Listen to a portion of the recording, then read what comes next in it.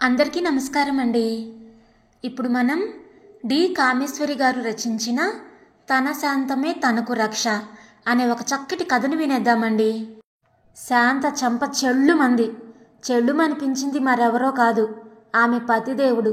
మరి పెళ్ళాన్ని కొట్టే హక్కు మొగుళ్ళకు ఉంది కదండి ఈ దేశంలో. ఈ చెంప చెళ్ళుమండం శాంతకి గత 9 ఏళ్లుగా, అందులో ఏడాదిలో మరీ అలవాటైపోయాయి. ఇప్పటికి ఎన్నిసార్లు చెల్లుమందో లెక్కలు పెట్టుకోవడం మానేసింది శాంత.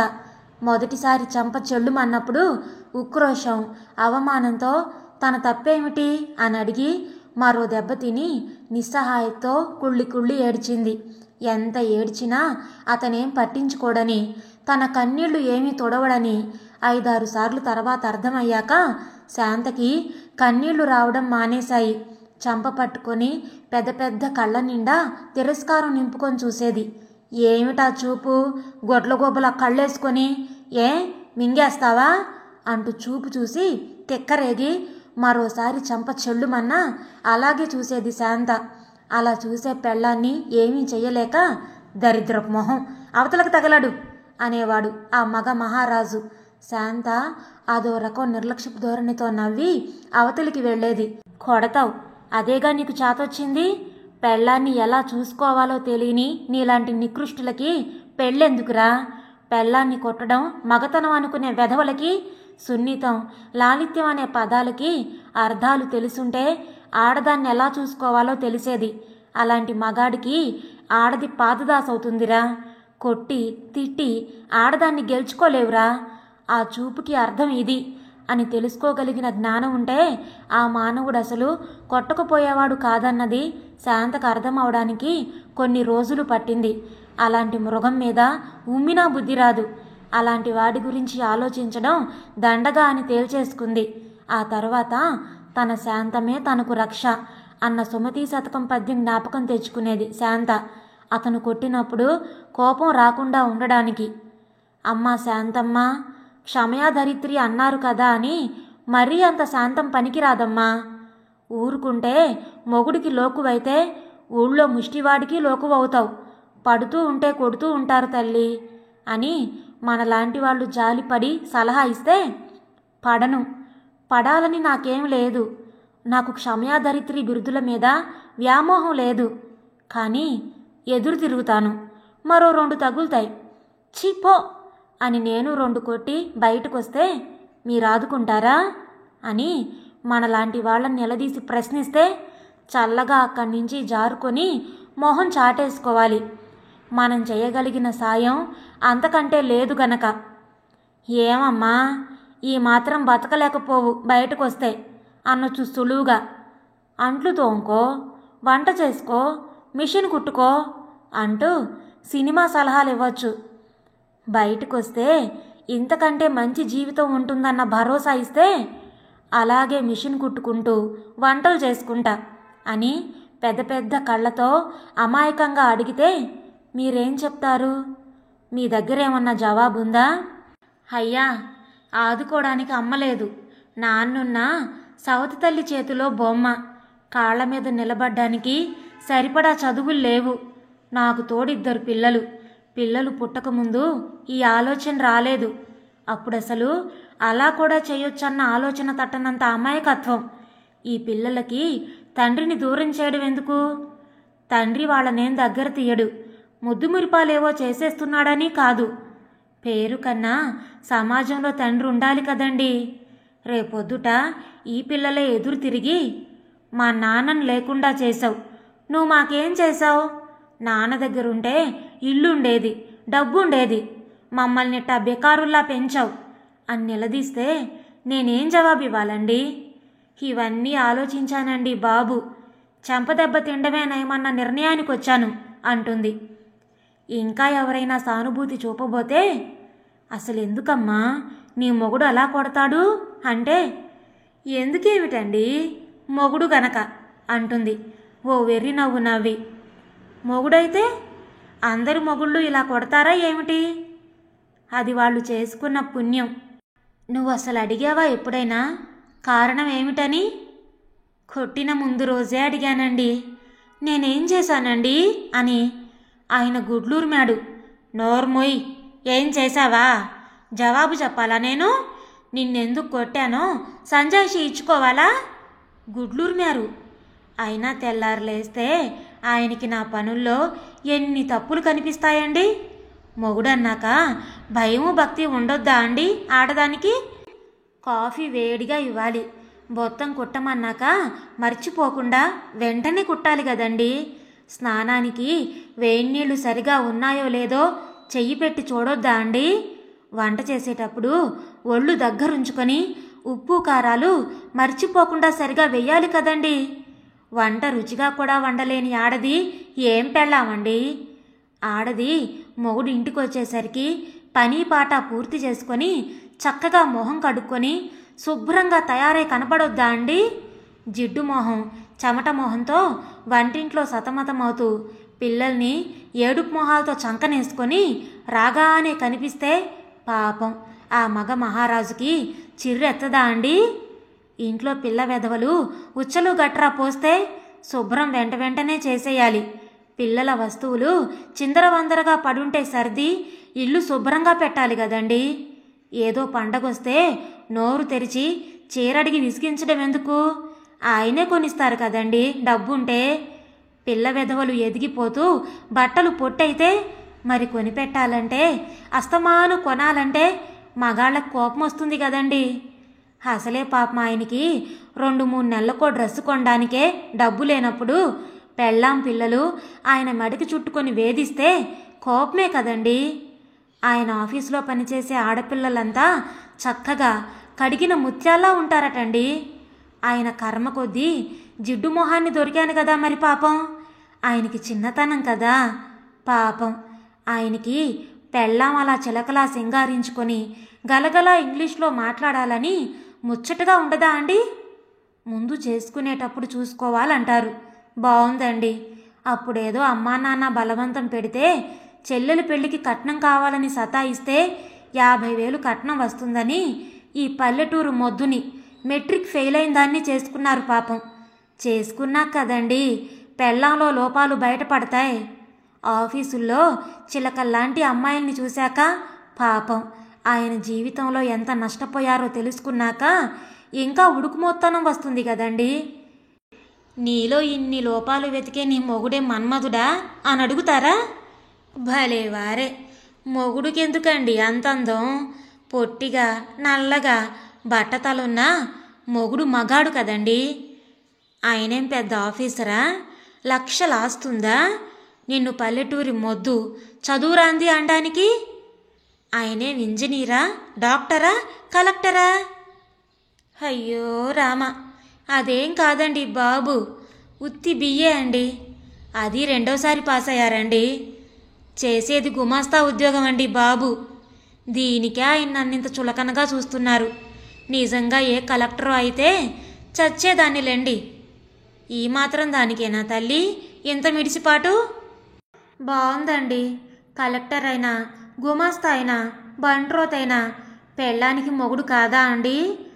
ఆఫీసుల్లో అమ్మాయిల్లా చిలకల్లా కనబడమంటే చక్కగా ఏడాదికి 10-12 చీరలు కొనిపెట్టమను.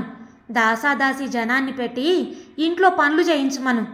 అప్పుడు చిలకలా సింగారించుకొని మొగుడొచ్చేసరికి నవ్వు మొహంతో ఎదురొచ్చి కాఫీ కప్పు వయ్యారంగా చేతిలో పెడతానను. అసలు మీకు బుర్రలేదు. అలా అంటే మళ్ళీ ఆ మాట అంటాడా? ఈయనగారు కొనిచ్చే ఏడాదికి 4 చీరల్లో చిలకలా ఎలా సింగారించుకుంటుంది? ఇంటడు చాకిరి 2 చంటి పిల్లలతో సింగారించుకోవడానికి టైం ఎక్కడా అని అడగరాదా? ఇంతకీ నీ మొగుడెప్పుడు టిప్ టాప్గా ఉంటాడా? అయ్యో రామ, ఆఫీస్కి వెళ్ళేటప్పుడు తప్ప ఇంటికి రాగానే ఆ కుళ్ళు లుంగిగుడ్డ చుట్టూ కూర్చుంటారు. పెళ్ళాలు రంభల్లా కనబడాలి గాని మొగుళ్ళు చెమటలు కారుతూ కుళ్ళు గుడ్డలతో కంపునోళ్లతో పెళ్ళాల దగ్గరకు వచ్చినా భరించాలండి బాబు. పెళ్ళాల దగ్గర ఎందుకండి బాబు మొగుడు సింగారించుకోవడం? అదే చక్కగా ఏ చిలకన్నా దొరికిందనుకోండి, గడ్డాలు రోజు ఏం కర్మలేండి 2 పూట్లా గీసుకుంటారు. మడత నలగని బట్టలు వేసుకుంటారు. సెంట్లు పూసుకుంటారు. హుషారుగా ఈల వేసుకుంటూ తిరుగుతారు. ఏమిటలా అంటున్నావు? మీ ఆయనకి ఏ చిలకన్నా దొరికిందా ఏమిటి? ఈయన మొహం, ఈ అవతారం, ఈ ఉద్యోగం చూసి ఏ చిలకొచ్చి వాళ్తుందిలేండి. అలా వాళ్లేదనేగా ఏడుపు. ఆ ఏడుపు, చిరాకు, కోపాలు అందుకే కదండి ఎక్కువై ఆ చేతకాని ఉక్రోషం పెళ్ళాల మీద చూపిస్తారు. ఆఫీసులో ఓ పెళ్లికాని చిలకొచ్చిందని ఆ చిలకని ప్రసన్నం చేసుకోవడానికి లైను కట్టిన గోరింకల్లో ఈయన ఒకరని తెలిసిందిలేండి. ఆవిడగారు వచ్చిన దగ్గర నుంచి ఆవిడ గంజిపెట్టి మడత నలగని చీరలు, మేకప్పు మొహం, దొండపండు లాంటి లిప్స్టిక్ పెదాలు, అలా తలెగరేసుకుంటూ సవరించుకునే బాబు హెయిరు, టకటకా మాట్లాడే ఇంగ్లీష్ చిలక పలుకులు, అలా టైప్రైటర్ మీద అలవోకగా కదిలే నెయిల్ పాలిష్ వేళ్ళు, ఆవిడ రాసుకొచ్చే సెంట్ల ఘుమఘుమలు ఈ గోరింకల మతులు పోగొడుతూ ఉంటే అలాంటి పెళ్ళాం ఉంటే బావుండునని కలలు కంటూ, అలాంటి పెళ్ళాం లేనందుకు ఏడుచుకుంటూ, ఆవిడగారి చిరునవ్వు వరం కోసం పాకులాడుకుంటూ, కొత్త డ్రెస్సులు కుట్టించుకొని, రోజు గడ్డాలు గీసుకొని స్మార్ట్గా అనిపించుకోవడానికి తాపత్రయాలు పడుతూ, ఆవిడ ఏనాటికి కనికరించని గుళ్ళో దేవతలా వీళ్ళని పట్టించుకోకపోతే కోపం రాదా అండి పాపం? ఆశాభంగం భరించడం ఎంత కష్టం. ఆ నిరాశ నిస్పృహలు వీళ్ళని కాల్చేస్తూ ఉంటే ఆ చిరాకులు పరాకులు భరించాల్సింది పెళ్ళాలే కదండి మరి. అందుకేనండి బాబు ఈ ఏడాది నుంచి చెంపదెబ్బలు చిరాకులు మరీ ఎక్కువైపోయాయి. రాణిగారిని చూసిన కళ్ళతో మరి పెళ్ళాన్ని చూస్తే దేవ్యమోహంలో అప్పలమ్మలా కనబడితే తట్టుకోవడం ఎంత కష్టం. ఏడిశాడు. ఆ చిలకింటికి ఏ పొద్దుటో రాత్రో ఓసారి తగలడమను తలుపు తీస్తుంది అప్పలమ్మలాగే. ఇంట్లో రోజంతా సింగారించుకొని ఎవరూ కూర్చోరు అన్న ఇంగిత జ్ఞానం ఉండొద్దా ఈ మగ మహారాజులకి? ఆ మాత్రం ఇంగితాలుంటే అందని వాటి కోసం అరులు చాస్తూ ఏడుస్తారా? ఆ మాత్రం తెలివి బుద్ధి ఉంటే పెళ్ళాల్లోనే ప్రేయసుల్ని వెతుక్కుంటారు. అబ్బా గడుస్తానివే, ఏం తెలియనట్టు ఉంటావు. నీకు చాలానే తెలిసే. ఇంతకీ మీ ఆయన ఆఫీసులో కొత్త చిలక వాలిందన్న కబురు ఎవరూ దేరని చెవిలో? మా ఆయన బాస్ గారి పెళ్ళాము ఆడాళ్ళ వ్రతం ఏదో చేసి వాయినానికి ఆఫీసులో ఆడాళ్ళందరినీ పిలిచిందిలేండి. పెళ్లినాటి ఒకే ఒక పట్టుచీర ఇస్త్రీ చేసుకొని కట్టుకెళ్ళానులేండి. అదిగో ఆఫీసులో పనిచేసే 6 ఇళ్ళాళ్ళు, ఈ కన్నెపిల్ల కూడా వాయినానికి సరదాగా వచ్చిందిలేండి. ఆ సూర్యారావు పెళ్ళాం నా చెవిలో ఊదింది. మన మొగుళ్ళందరూ ఆఫీసులకింత టెన్షన్గా చక్కగా తయారై ఎందుకెడుతున్నారనుకుంటున్నావు అంటూ కన్నుగీటి నవ్వుతూ చెప్పింది. ఏ ఆ చిలక అంత చక్కగా ఉందేమిటి ఇంతమంది లైను కట్టడానికి? దాని బొంద అందమేం కాదులేండి, ఆకర్షణ తప్ప. అలా నేను తయారైతే దానికంటే బాగానే ఉంటానులేండి. వయసు మిలమిల, మేకప్పులు తలతళ్ళు అంతేలేండి. అయితే ఆ పిల్లది మీ మొగుళ్ళందరినీ పాడు చేస్తుందన్నమాట. ఇదేం బుద్ధి దానికి? పెళ్ళి కావలసిన పిల్ల ఇంతమందితో? రామరామా, అంత మాట వద్దులేండి. ఆ పిల్లేం చేసిందిలేండి, మన బంగారం మంచిదైతే చొంగగార్చుకుంటూ తన వెంట తిరగమని ఆ అమ్మాయి పిలిచిందేమిటి? ఆ అమ్మాయిలో తప్పు నాకేం కనబడలేదండి. అందరితో చనువుగా మాట్లాడింది గలగల. ఓ మారు వెంకట్రావు గారి భార్య అని పలకరించింది నవ్వుతూ నన్ను. మా ఇంటికోసారి రండి అంటే వస్తానండి, వెంకట్రావు గారు ఎప్పటినుంచో పిలుస్తున్నారు, మీరు పరిచయం అయ్యారుగా, వస్తాలేండి అంది పాపం. ఓ ఈయనగారు అప్పుడే ఆవిడ గారిని ఇంటికి ఆహ్వానించారన్నమాట. మరేనండి, పాప మా పిల్ల నేను పరిచయం అయ్యాక ఓసారి మా కొంపకొచ్చిందిలేండి. అబ్బో ఆ రోజు ఆయన హడావిడి ఆరబాటం చూడాలి. ఇల్లంతా బూజులు దులిపించారు. ఉన్న ఒక్క టేబుల్ మీద క్లాత్ ఉతికించారు. గుమ్మాలకి పరదా గుడ్డలు కొని కుట్టించారు. ఇరిగింటి నుంచి పొరుగింటి నుంచి ఓ 2 కుర్చీలు తెచ్చారు. దేవ్యం మోహం నువ్వును కాస్త ఇవాళైనా శుభ్రంగా తయారై తగలడు. ఆ పిల్ల వెధవలిద్దరినీ కాస్త తయారు చేయి. ఆ వెధవలిద్దరూ లేగ్గా టిఫిన్ పళ్ళాల మీద ఎగబడకుండా చూడు. నేను స్వీట్లు తెస్తా. కాస్త బాగా పకోడీలు వేడివేడిగా వేసి ఫిల్టర్లో కాఫీ పొయ్యి. ఆర్డర్లు పాస్ చేస్తూ హడావిడి పడిపోయారు, హైరానా పడిపోయారు. బజార్కెళ్ళి తెల్ల పైజమా కుర్తా కొనుక్కొచ్చుకున్నారు. ఏమిటి ఇదంతా టైపిస్ట్ అమ్మాయి కోసమే? పోనీ ఏ బాస్ అన్నా వస్తున్నాడంటే అర్థం ఉంది. మీరేమిటండి బాబు అంత తేలిగ్గా కొట్టి పారేస్తున్నారు? బాస్ అయితే మగాడు కదండి, ఈవిడంటే ఆడది, అందున పెళ్లి కాని పిల్ల, టిప్ టాప్గా ఉండే పిల్ల అయింది. వెంకట్రావు అంటే ఏమిటో అనుకున్నాను గాని అని అనుకోవద్దటండి ఆ పిల్ల. ఇలా రాకపోకలు మొదలై స్నేహం కుదిరి ముదిరి లవ్లో పడే ఛాన్స్ ఉందేమో అన్న ఆశ కదండి పాపం. మీ ఆయనే దొరికాడు ఇంతోట అందగాడు. ఆ అమ్మాయి కావాలంటే దొరకడా? పెళ్ళైన వాడు, 2 పిల్లలవాడు, గుమాస్తాగాడు, దానికేం కర్మ ఇతన్ని వరించడానికి? అది మీకు తెలుసు, నాకు తెలుసు. ఆయనకంత మాత్రం ఆలోచన ఉంటే పెళ్ళైన వాణ్ణి ఏం చూస్తుంది నాలో అనుకోడండి. ఏమో పాపం, ఈ రోజుల్లో మహా సినిమా తారలే పెళ్ళైన వాణ్ణి పిల్లల వాణ్ణి వరించి వాణ్ణి పబ్లిక్గా పెళ్ళాడే ధైర్యం లేకపోయినా గుట్టు చప్పుడు కాకుండా గుళ్ళో పెళ్ళాడి 2వ భార్యగా సెటిల్ అయిపోతున్నారు కదండి పాపం. అలా ఈ అమ్మాయి తనని మోహించేస్తే ఆశ కదండి ప్రతి మనిషికి. ఏడిచినట్టుంది, తాదూర కంతలేదు, మెడకో డోలు ఇప్పటికే ఉంది. ఒక రోలు డోలు కూడానా వాడి మొహానికి? అడగాల్సింది నెలేసి, అద్దంలో ఎప్పుడన్నా మొహం చూసుకున్నావా అని దులపాల్సింది. అయ్యో రాత, రామాయణం అంతా విని రాముడు సీతకేమవుతాడంటారేమిటి బాబు? అంత దులిపే ధైర్యం ఉంటే బూజుల కర్ర పెట్టి ఆయన బ్రెయిన్ తుప్పు ఎప్పుడో వదలగొట్టేదాన్ని కదా.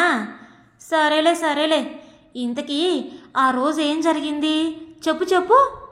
అబ్బా ఏం కుతూహలం ఇంకోళ్ళ విషయాలు వినడానికి. ఆ రోజు గమ్మత్తు జరిగిందిలేండి. పాపం ఈయనగారంత హడావిడి చేశారా? తీరా చేసి ఆ పిల్ల వస్తూనే నా చెయ్యి పట్టుకుంది స్నేహంగా. ఆయన మొహం వైపైనా చూడలేదు. నాతో పాటు వంటింట్లోకి వచ్చేసింది. అక్కయ్య గారు అంటూ, నా కోసం చేశారా పకోడీలు? నాకు భలే ఇష్టం అంటూ సగం నిల్చొనే తినేసింది. అయ్యో మీరిక్కడెందుకండి? హాల్లో కూర్చొని మీరిద్దరూ మాట్లాడుకోండి టిఫిన్ తింటూ అంటూనే ఉన్నాను. వినిపించుకుందా? ఆయన అక్కడికి మాడిన మొహంతో వంటింట్లోకి తొంగి చూసి ఆవిన్నలా నిలబెట్టి అక్కడేం మాటలు? పళ్ళ బిగున గుడ్లురిమి నా వంక చూశారు. మీకెందుకండి వెంకట్రావు గారు, మేం ఆడవాళ్ళం, ఏదో మాట్లాడుకుంటాం అంటూ ఆయన మాటలు లక్ష్య పెట్టలేదు. మాడిన మొహంతో ఆయన పోయి కుర్చీలో కూర్చున్నారు. కాఫీ కలిపి బలవంతాన నేనే ముందు గదిలోకి లాక్కొచ్చాను. ఆయన మొహం కాస్త విడింది. సంబరంగా ఏదో అనబోయేలోగా, మీ ఆవిడ పకోడీలు ఎంత బాగా వేశారో, నోట్లో కరిగిపోతున్నాయి, ఈ కాఫీ ఎంత బాగుందో, వంటలవి కూడా బాగా చేస్తారనుకుంటాను అంది. ఆయన మొహం అప్రసన్నంగా పెట్టి, దాని మొహం ఏదో, దానికి అంతకంటే ఏం వచ్చు? మీలా చదువు సంధ్య లేదుగా, వంట వార్పేగా దానికొచ్చింది. మీ మగాళ్ళకి చక్కగా వండి పెట్టే పెళ్ళాం ఉంటే విలువేం తెలుస్తుంది? మీలాంటి వారికి అసలు కృతజ్ఞత అన్నది లేదు. ఆ పిల్ల నన్నట్టా పొగుడుతూ ఉంటే ఏమీ చెయ్యలేక ఓ వెర్రి నవ్వు నవ్వారాయన. కాఫీ తాగినట్టున్నారు, ఓ అరగంట బయట తిరిగి రండి పిల్లల్ని తీసుకొని, ఈలోగా మేము మాట్లాడుకుంటాం, మీరెందుకు మధ్యలో ఆడాళ్ల మాటల్లో అంటూ ఆజ్ఞ జారీ చేసింది. ఆముదం తాగినట్టు మొహం పెట్టి ఏడవరా నవ్వు నవ్వి చచ్చినట్టు పిల్లల్ని వెంటేసుకొని బయటికి నడిచారు. నడుస్తూ పళ్ళు కొరుక్కోవడం నా కళ్ళ పడిందిలేండి. కుదిరిందిలే రోగం. ఆ పిల్ల ఎవరో గడుసుదాన్లానే ఉంది. గడుసేం కర్మ, మహా గడుసు. ఆయన అలా వెళ్ళగానే నా చెయ్యి పట్టుకొని, మీరెందుకు ఊరుకుంటారండి ఆయన అలా మాట్లాడుతూ ఉంటే? మిమ్మల్ని కొడతారట కదా. అలా చూడకండి, నాకు తెలిసిందిలేండి. మీ ఇంటి పక్క వాటాలో ఉండేవారే ఇదివరకు, ఆవిడ మా మేనత్త కూతురేలేండి. మీరు మరీ అమాయకులు గనక ఆయన ఆటలు చెల్లుతున్నాయి. ఊరుకుంటుంటే మరీ లోకు అవుతారు. ఆ పిల్ల సానుభూతి చూపేసరికి కళ్ళు నిండాయి. ఏం చేయమంటారు? ఎదిరిస్తే మరి 2 తగులుతాయి. గుండెల్లో బాధ కన్నీళ్ళై పారాయి చెప్పుకోవడానికి ఆత్మీయురాలు దొరికేసరికి. ఈయనగారు అందానికి, చేసే బోడి ఉద్యోగానికి మీరు సరిపోలేదు. ఏ చేసుకున్నప్పుడు కళ్ళు మూసుకున్నాడా? వెధవేషాలు కాకపోతే పిల్ల తండ్రయ్యి నన్ను చూసి చొంగగారుస్తాడు. Dirty fellow. ఇదిగో మీకోసమే ఇంటికొచ్చాను. వాడి మొహం చూసి కాదు. ఆఫీసులో వీడి వెకిలి వేషాలు చూస్తున్నాను. కొంగు తగిలితే పరవశిస్తాడు. మాట్లాడితే చాలు వంకర్లు తిరుగుతాడు. కాలేజీ కుర్రాన్ని అనుకుంటున్నాడు కాబోలు. ఇదిగో ఇలా మీ ఆయన్ని తిట్టానని కోపం రాదు కదా? కోపమా? సంతోషం, పట్టరాని సంతోషం. ఇన్నాళ్లకి నేను మనసులో అనుకునే మాటలు ధైర్యంగా పైకనే అమ్మాయిని చూసి సంతోషంగా ఉందమ్మా. నాకంటే చిన్నదానివి చెల్లి అన్నా. నేనేం పతివ్రతని కాదమ్మా. మొగుణ్ణెవరన్నా ఏదన్నా అంటే శపించేయడానికి. నా మొగుణ్ణన్న వాళ్ళని తిట్టేంత భక్తి, గౌరవం, ప్రేమ నాకే ఉన్నాయి అతని మీద. తిట్టమ్మా, బాగా తిట్టు. ఇంకా కావలిస్తే మొహం మీద ప్యాన్నీళ్లు జల్లు కాస్తా. తప్పకుండా జల్లుతా. నాకొక నెల టైం ఇయ్యి. ఇదిగో ముందుగా నీకు చెప్పి నువ్వు మరేం అపార్థాలు తీయకుండా ఉండడానికే చెప్పాలని వచ్చాను. ఒక్క నెల రోజులు టైం ఇయ్యి. ఈలోగా నేనేం చేసినా నువ్వు అడగొద్దు. నీ మొగుడుకు పుట్టిన తెగులు అణుస్తాను. వీడి మొహం చూసి నేను ప్రేమించేసి వెంటపడ్డాననుకొని కలలు కంటున్నాడు. వదులుస్తా ఆ రోగం. చూస్తూ ఉండు. నీ మీద మళ్ళీ చెయ్యి వేయకుండా బుద్ధి చెప్తాను. వేస్తున్న మంచి ప్లాను. ఆ పని చెయ్యమ్మా. నీ ఫోటోకి రోజు దండం పెట్టుకుంటా. నే చెయ్యలేని పని నువ్వు చేసి పెట్టు. చెల్లి, నాకు మంచి రోజులొచ్చాయి. నువ్వు ఈ ఆఫీస్కి వచ్చినట్లున్నావు. మన ఆడవాళ్ళకి ఆడవాళ్లే సాయం చేసుకోకపోతే ఎలా అక్కయ్యా? నీ మొగుడిలా వెంటపడి వెధవేషాలు వేయకపోతే నాకెందుకులే అనుకునేదాన్ని. నీ గురించి తెలిసాక మనం ఒకటయ్యి పిచ్చి వేషాలు వేసేవాళ్ళకి బుద్ధి చెప్పాలనే నిర్ణయించుకున్నాను అంది సుమండి. అయ్యో పాపం, మంచి పిల్లే అన్నమాట. ఏదో టక్కులాడి అనుకుంటూ మనం ఏదో అనుకున్నాం. అదేనండి, ఇలాంటి పిల్లనా నేను అలా అన్నాను అని మనసులోనే కాదండి, అమ్మాయి ఎదురుగాను చంపలేసుకున్నాను. అది సరే, ఈయనగారు 10 నిమిషాలు కష్టం మీద బయట తిరిగి మాడు మొహంతో తిరిగొచ్చి నవ్వు మొహంతో, అయ్యా ఆ మాటలు ఆవిడతో, ఇంకా నాతో మాట్లాడకండి అని వెకిలి నవ్వు నవ్వాడు. ఆ అమ్మాయి, మనం రోజు ఆఫీసులో మాట్లాడుకుంటూనే ఉంటాంగా, ఇంక నేను వెళ్ళాలి అంటూ లేచిపోయేసరికి పాపం మానవుడి మోహం చూడాలి. ఏదో అనబోయి పదండి ఆటో ఎక్కించొస్తా అంటూ వెంటపడేసరికి, మీరెక్కించేదేమిటండి? రోజు తిరిగేదానికి నాకేం కొత్త ఈ ఊరు అంటూ రయ్యన దూసుకెళ్ళిపోయింది. ఉస్తూరంటూ కూలబడ్డారు. చురచురా నా వంక చూశారు. ఏం మాట్లాడుకున్నారేమిటి? నీతో మాటలేమిటి ఆవిడికి? మొద్దు మొహానివి, ఒకదానికొకటి ఏం మాట్లాడావు? మొద్దు మొహాన్ని ఏం మాట్లాడతా? పకోడీలు తినండి, పాపం చేయించారు. నువ్వే మింగది కూడా. ఛ, నువ్వింట్లో తగలబడబట్టే. పళ్ళు కొరుక్కున్నాడు. పాపం శాస్తి బాగా జరిగిందిలే. ఇదేం శాస్తిలేండి, అసలు శాస్తి చేస్తానంది. చూడాలేం చేస్తుందో. నెల్లాళ్ళందిగా, ఆగుదాం మరి. నెలేం కర్మ, నీ బతుకు బాగుపడుతుందంటే ఇంకో నెల ఆగొచ్చు. నా బతుకేం బాగుపడుతుందిలేండి. నాది బాగుపడకపోయినా ఆయనేమిటో ఆయనకు అర్థమయ్యి నోరు మూసుకొని చచ్చినట్టు పడుంటే అదే సంతోషం నాకు. అంత నిరాశ వద్దులే తల్లి. పడ్డవాళ్ళెప్పుడూ చెడ్డవారు కాదు. ఓ వాక్యానికి ఎప్పటికన్నా పులి స్టాప్ ఉంటుంది. అలాగే నీ కష్టాల కథకి పులి స్టాప్ పడొచ్చమ్మా. మొగుడన్నవాడు అర్థం చేసుకోకపోయినా మీలాంటి వారి సానుభూతే నాకు ఓదార్పు. ఏమండోయ్, కథ ముగింపు చెప్పనా? చెప్పేస్తున్నా. మా ఆయనకి ఎంత బాగా బుద్ధి చెప్పిందో చెప్పనా? నెల్లాళ్ళు అడిగింది టైము, కానీ 20 రోజుల్లోనే ఆయన రోగం కుదిర్చేసిందిలేండి. ఎలా ఎలా ఏం చేసింది? ఏం చెయ్యలేదండి. ఆయన్ని వెంటపడనిచ్చింది. వెర్రి నవ్వులు, వెకిలి వేషాలు చూస్తూ ఊరుకునేసరికి ఈయనగారు రెచ్చిపోతూ ఉంటే ఓ పిసరు ఎంకరేజ్ చేస్తూ, చిరునవ్వులు, చిలిపి చూపులు చూసేసరికి ఈ మానవుడు బొక్కబోర్లా పడి తానంటే ఇష్టమని లైన్లోకి తెచ్చుకున్నానని మురిసిపోయి మరింత ముందుకెళ్ళిపోయి పార్కులకి, సినిమాలకి, లంచ్లకి, డిన్నర్లకి పిలిచేసి చిన్న చిన్న బహుమతులు ఇచ్చేసి ప్రొసీడ్ అయిపోయారు ఈయనగారు. 10 రోజుల్లోనే తనని ప్రేమించేస్తుందని అంత సులువుగా బుట్టలో వేసేసిన తన చాకచక్యానికి మురిసిపోతూ మరి కాస్త ప్రొసీడ్ అయిపోయి రూమ్ బుక్ చేశాను, రమ్మన్నారట. అయ్య బాబోయ్, హోటల్కి రమ్మంటున్నావేమిటి?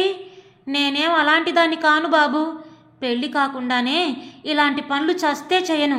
మీ మగాళ్ళని నమ్మడానికి లేదు అంటూ అమాయకంగా నటించిందిట. మనం ప్రేమించుకుంటున్నాం, పెళ్లి చేసుకో కావలిస్తే, కానీ ఇలాంటి పనులకి నేను ఒప్పుకోను అనేసిందిట. ఈయనగారు పెళ్ళనేసరికి కాస్త కంగు తిన్నట్ట. పెళ్ళాం పేరుతో ఇంట్లో నేను తగలాడ్డందుకు, అంత తొందరపడి నన్ను కట్టుకున్నందుకు తిట్టుకొని నన్నెట్టా వదిలించుకోవడమో అర్థం కాక తల పట్టుకొని అంతలోనే ఓ ఆలోచన మెరుపులా మెరిసి మనం గుళ్ళో పెళ్లి చేసుకుందాం అన్నాట. మరి మీ ఆవిడో ఊరుకుంటుందా అందిట. ఏడిసింది. ఊరుకోక ఏం చేస్తుందిట? నోరు మూసుకొని ఓ మూల పడి ఉంటుంది. మనకెలాగూ వంటకి పనికి మనిషి కావాలిగా, నువ్వు కాలు కింద పెట్టకుండా చేసి పెడుతుంది. అమ్మ బాబోయ్, అలా అయితే 4 రోజులు వాడుకొని నీ మోజు తీరాక నన్ను ఇంట్లో నుంచి వెళ్ళగొడితే నేనేం కావాలి? నా గతేం కావాలి? అలా నేను ఒప్పుకోను, చట్టబద్ధంగా పెళ్ళాడాలి అన్నదిట. ఈయనగారు జుట్టు బీక్కున్నారు, లాయర్లని కలుసుకున్నారు. పెళ్ళాన్ని వదిలేయడం అంత తేలిక కాదు, కారణాలు చూపాలి, డబ్బు కట్టాలి, పిల్లలకి పెళ్ళానికి పోషణకి డబ్బులు ఇవ్వాలి అంటూ లాయర్లు బెదరగొట్టారట. ఈయనగారు కాళ్ళా వేళా పడి స్టాంపు పేపర్ మీద తనని పెళ్లి చేసుకుంటున్నట్టు, ఆమెకి భార్యగా అన్ని హక్కులు ఇస్తున్నట్లు, మొదటి భార్య కేవలం పేరుకేనని కాగితం రాయించుకుందిట. కాగితం చేతిలోకి రాగానే ఈ శుభవార్త ఆఫీసులో చెప్పేద్దాం అనేసరికి ఈయనగారు గాబరా పడిపోయి వారిస్తున్నా వినకుండా చెయ్యి పట్టుకొని లాక్కెళ్ళి అందరి ముందు చెప్పేసిందిట, ఇద్దరం పెళ్లి చేసుకుంటున్నాం అని. అంతే, కాసేపు తెల్లబోయి తిట్టడం మొదలెట్టారుట. మగాడికి బుద్ధి లేకపోతే నీ బుద్ధి ఏమైంది? ఇంకో ఇల్లాలి కాపురం కూలుస్తావా? పిల్లల తల్లి ఏమైపోతుందని గడ్డి పెట్టారుట. ఆ గడ్డి నాకు కాదు పెట్టాల్సింది, ఈ మహానుభావుడికి పెట్టండి. వీడి మొహానికి ఒక పెళ్ళాం చాలక ఇంకొకటి కావాలిట. ఈయనగారు అందానికి, చేసే ఉద్యోగానికి, వీడి స్టేటస్కి పాపం ఆ ఇల్లాలు చాలేదట, వదిలేస్తాట, దాసీగా ఇంట్లో ఉండనిస్తాట. నా వెంటబడి వీడి మొహం చూసి నే ప్రేమించేశాననుకొని పెళ్ళాన్ని వదలడానికి తయారైన ఈ ప్రబుద్ధుడికి గడ్డి పెట్టండి. వీడి వాలకం, వెకిలి వేషాలు కనిపెట్టి ఆ అమాయకపు ఇల్లాలు వీడి చేతిలో పడుతున్న అవమానాలు తెలిసి వీడికి బుద్ధి చెప్పాలని, ఊరికే అంటే నమ్మరేమోనని కాగితం రాయించుకున్నా. ఈ ప్రూఫ్ చాలుగా, ఇంకా వీడికి దేవశుద్ధి చేస్తా అని కాలి చెప్పు తీసిందిట. ఈయనగారు వంచిన తల ఎత్తలేక నల్లబడిన మొహం ఇంకా కాస్త దించుకొని ఆ అమ్మాయిని మింగేసేటట్టు చూసి పరిగెత్తి బయటపడ్డాట. అంతా బాగా అయింది శాస్తి అని ఒకటే నవ్వారట. బాగా బుద్ధి చెప్పిందే, ఇంటికొచ్చేమీ అనలేదు కదా నిన్ను? నన్నేమంటాడు? నేనేం చేశాను గనక? ఆయన తిడితే పడ్డాను, కొడితే భరించాను. పతివ్రత పెళ్ళాన్ని కదా. మాడిపోయిన మొహంతో మంచం ఎక్కి ముసుగు తన్ని పడుకొని రాత్రికి రాత్రి పాపం జ్ఞానోదయమయ్యి తెల్లారగట్టకి గౌతముడు బుద్ధుడైనట్టు ఆయనకి కట్టుకున్న దానికంటే ఎవరూ ఎక్కువ కాదన్న సత్యం అర్థమైపోయి మనసు ఆర్ద్రమైపోయి నన్ను కౌగిల్లోకి లాక్కొని గుండెల మీద తల ఆంచుకొని లోపల కన్నీళ్లతో గుండెల్ని ప్రక్షాళనం చేసుకొని 9 ఏళ్లలో ఏనాడు చూడని ప్రేమ చూపాయి ఆ చేతులు.